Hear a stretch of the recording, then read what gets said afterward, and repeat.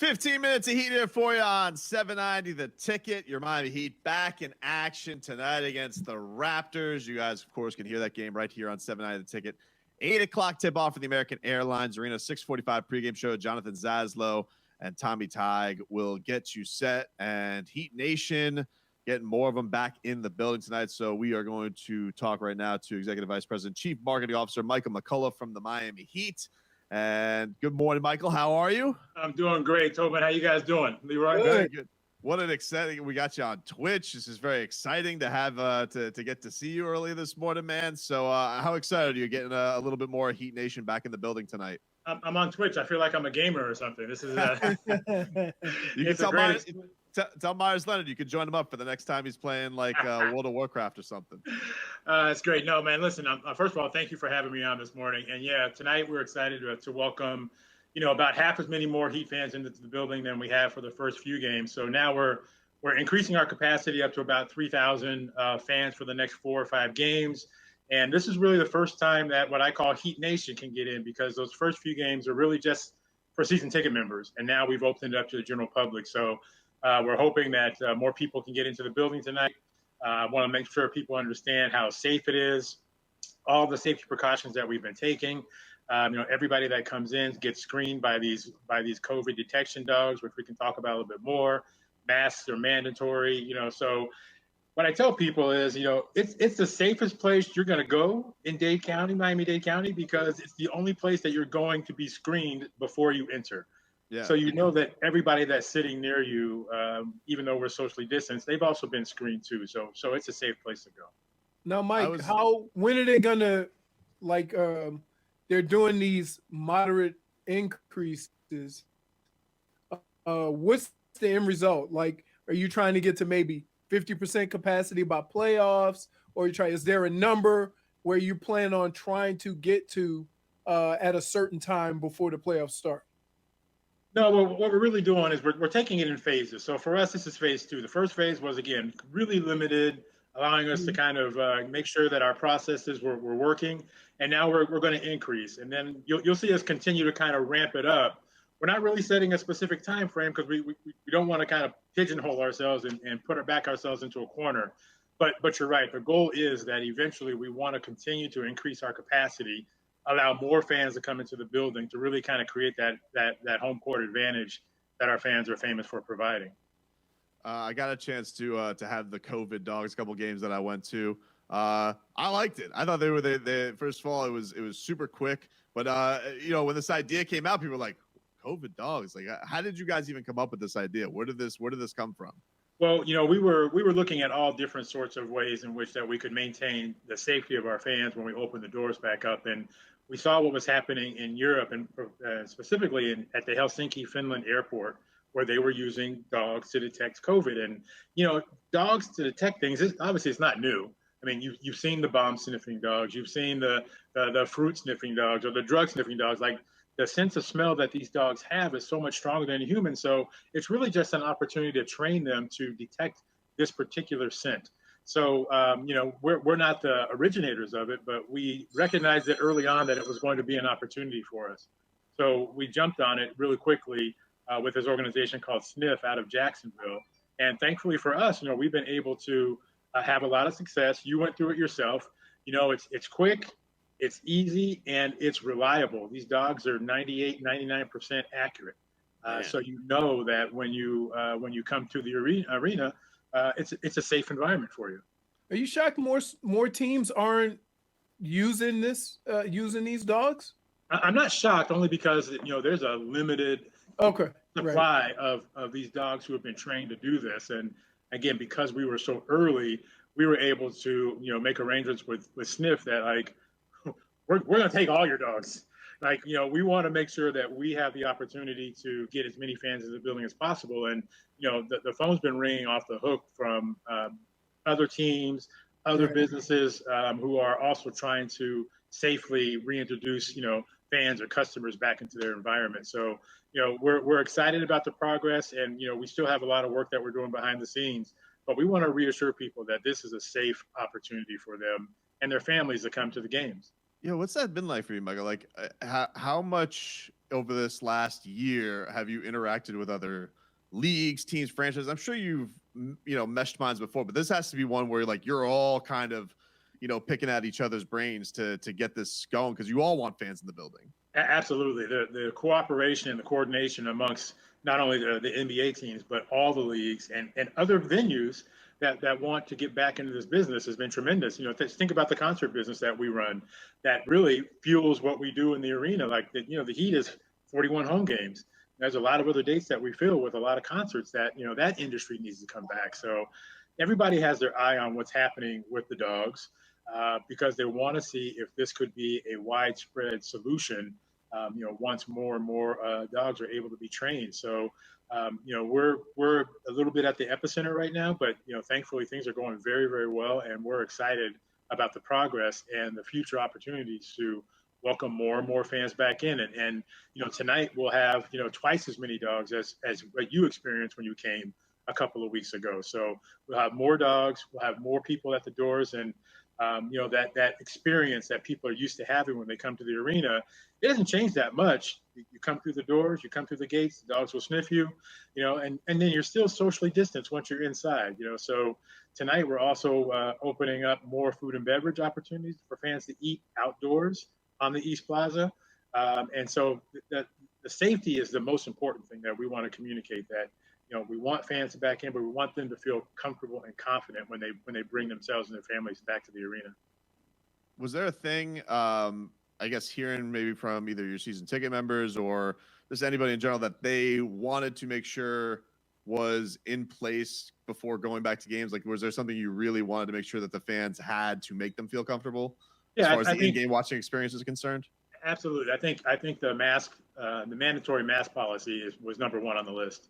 And, obviously, wherever you go, you're being asked to wear a mask.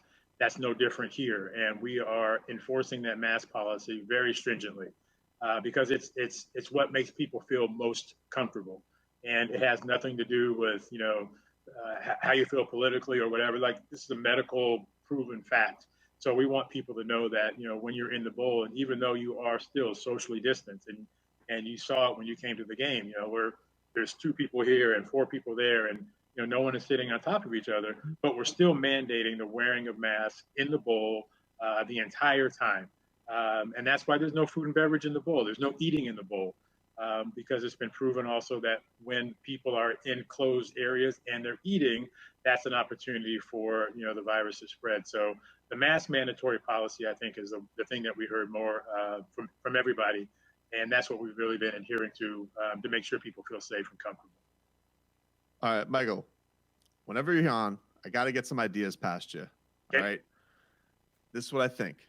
No, you better don't. What, Leroy? Let me just ask the question. Come on, man. He's an ideas man. Let me just throw it out there. This guy's a professional. Don't. Kendrick Nunn is having an amazing season. All right. I think once everything, kind of shifts back to normal, we get all the stands open, we have at the arena the Bloomin Nunnion. I think it's a can't miss, man. People will. I mean, I think they sell like hotcakes. Everybody loves a Bloomin' Onion. You go out there, the Bloomin' Nunnion. You put it in a little 25 cup, something like that. I think it would be fantastic. Tobin, I was just about to give you credit for being a real one, and then you throw me the Bloomin' Nunnion. I was gonna give you props for being the real one. I say, put it on a PowerPoint, Michael. I think it's going to be. And who doesn't love a Bloomin' Onion? You want a PowerPoint? Yeah, no. I think it would have the lines would go down the corridor. People are like, I got to get the Bloomin' Onion. It's a feature item. You know what? I tell you what, Tobin, I will take it under consideration with those folks at Levy Restaurants, and we'll see. And if we do the Bloomin' Onion, I will make sure you get full credit. You can say no, man. It's okay. That's pretty much my way of saying no. That's his way of saying no.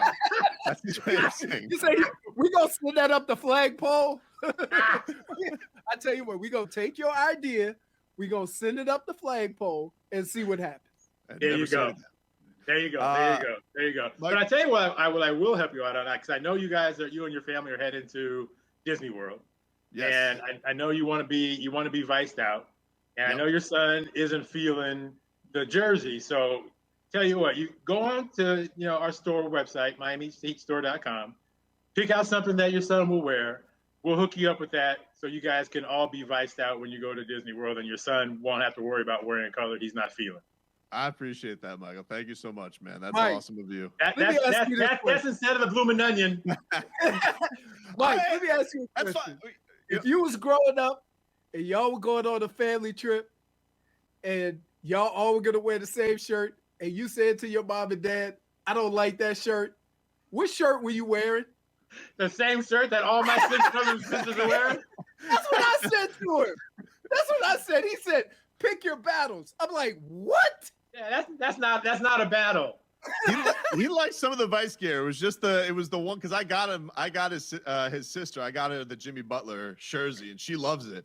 Right. But he was just like, nah, I need my black Goran Dragic. I need that one. But I got some more time to negotiate. We'll see. We'll see. Yeah, Leroy, to make your point, when I was growing up, I had six brothers and sisters, and there was no discussion. So when I became a parent, and now I have 5 kids, and when they were young, and when we went to Disney World, guess what they were wearing? Same thing. Same stuff. I was like, look, you also have the rule. Did you tell him? If I put my arm out and I can't touch one of y'all, somebody in trouble. You gotta make the announcement. Absolutely. You have to. No, you can't have this wilding out at Universal. There was no wandering around when you were with me. There was like the invisible lasso, that Wonder Woman lasso. It was we had that. It just wasn't real.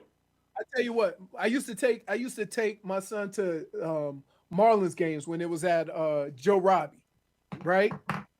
And he used to run. We went with some of his friends, and he used to run off and go run around the columns and stuff. So one time, I went and hid.